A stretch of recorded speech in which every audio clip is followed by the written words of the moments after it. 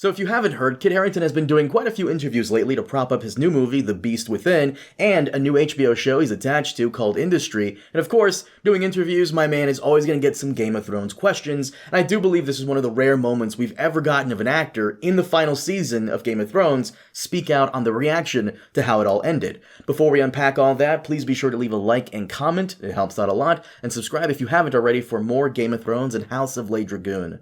But for now, let's get into it. Alright, so in case you didn't know this, Game of Thrones Season 8 did not end on a high note, and unless you're Ryan Condal, showrunner of House of the Dragon, or this guy, everyone seems to agree. In fact, over the years, people who have worked on the show have come out and pretty much confirmed it wasn't that great either. Natalie Dormer, who played Marjorie Tyrell, was especially spicy. I realised that Dan and David were going to go in a different direction, and there wasn't... I don't have to defend them anymore. They don't pay me anymore. Even Night King killer herself, Maisie Williams, chimed in a while back. You know what? I rewatched it all recently. Did you? Yeah. That kind of surprises me. Yeah, What did you think? It definitely fell off at the end, but it started really strong. So it's safe to say the cast is under no delusions that Season 8 wasn't good, but what I loved about Kit Harington's response is that it feels real. In an interview with GQ, he said, "I think if there was any fault with the end of Thrones, it's that we were all so fucking tired. We couldn't have gone longer. And so I understand some people thought it was rushed, and I might agree with them. But I'm not sure there was any alternative. I look at pictures of me in that final season, and I look exhausted. I look spent. I didn't have another season in me."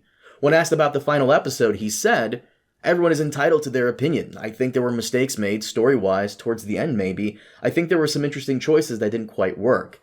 Honestly, I gotta say, that's a very fair take on it all, and if you follow the production of Season 8 behind the scenes, it was fairly grueling, especially for that long night battle. If you read the behind-the-scenes book on the making of the show, they spent over a month shooting that entire episode, and it was so intense that I don't blame him or anybody else for sticking to their guns and being as diplomatic as possible. He had 5 years to come up with a response to one of the worst blunders in the history of television, and I think he knocked it out of the park. If anything else, I also gotta respect him for being real about it. He was tired, and I'm sure everyone behind the scenes wanted to move on and do other things. Yeah, that makes sense. I like this take here from friend of the channel, Mr. Joker, who said, "There's also a huge difference between passively watching something and being part of its making from the ground up. From the first to the last, you look at things differently and you care about and respect people involved in ways viewers will never understand." Yeah, he's right about that. This is something we've touched on the podcast. It's like you're working on a group project or in the office or wherever, and it's late, everyone's tired, but you're all in on this together, and it's you guys versus the world type of mentality. And even if the end product isn't that great, you're still gonna stand by because the team and you were in this bullshit together. It's something you guys faced together. I get it, and again, I respect it. And before we wrap up the video, GQ was clever enough to include in a question about the Jon Snow sequel spinoff, and we learned some interesting news about it, like the fact that it was HBO who came to him about doing something. Kid had this to say: "What I can tell you is that it was HBO that came to me and said, 'Would you consider doing this?' My first reaction was no, and then I thought about it. Could there be an interesting and important story about a soldier after the war? I felt there might be something left to say and a story left to tell in a pretty limited way. We spent a couple of years back and forth developing it, and it just didn't...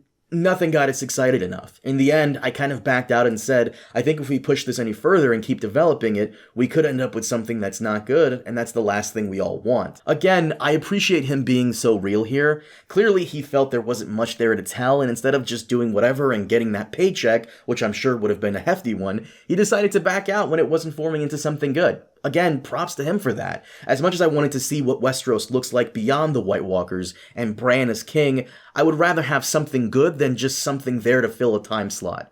Hopefully they can revisit this in the future with a good writer and director attached, but we'll have to see. And props to Kit Harington. This article reminded me why he's such a cool guy, and I will always love when actors cut the bullshit and are just honest with us. But as always, let me know what you guys think about all of this, and also let me know if you'd be interested in some type of sequel spin-off series in the future. Now that we know the White Walkers will always be part of any prequel going forward, I can't help but wonder what happens to this world, or what it looks like in the future without that threat lingering in the background over our characters. And yes, I know, short video, I didn't want to fluff this out with unnecessary bullshit for the extra ad at the end and waste your time, so as always, be sure to hit that like and subscribe button, and I'll see you all next time.